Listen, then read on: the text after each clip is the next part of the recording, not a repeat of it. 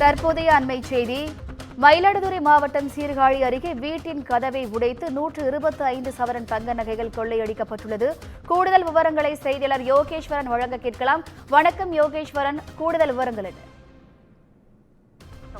மயிலாடுதுறை மாவட்டம் சீர்காழி அருகே மங்கைமடம் கிராமத்தில் பாலாஜி நகரை சேர்ந்தவர் செல்வேந்திரன். இவர் சக்கர ஆலையில் பணியாற்றி வருகிறார். இவரது மகளின் பிரசவத்திற்காக கடந்த திங்கட்கிழமை வீட்டை பூட்டிவிட்டு மயிலாடுதுறையில் உள்ள மருத்துவமனைக்கு சென்றுள்ளனர்.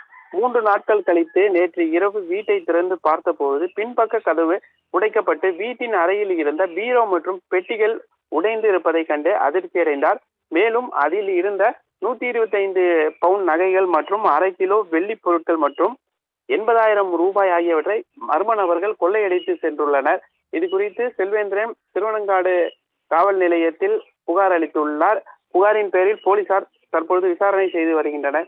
கடந்த வாரம் சீர்காழி அருகே மேலச்சாலையில் இந்தியன் வங்கி ஏடிஎம் உடைத்து 6 லட்சம் ரூபாய் கொள்ளையடிக்கப்பட்ட நிலையில் இதுவரை கொள்ளையர்கள் பிடிக்கப்படாத நிலையில் தற்பொழுது சீர்காழி அருகே உள்ள மங்கை மடத்திலும் 125 பவுன் நகை கொள்ளையடிக்கப்பட்ட சம்பவம் தற்பொழுது சீர்காழி மக்களிடையே பெரும் பரபரப்பை ஏற்படுத்தியுள்ளது.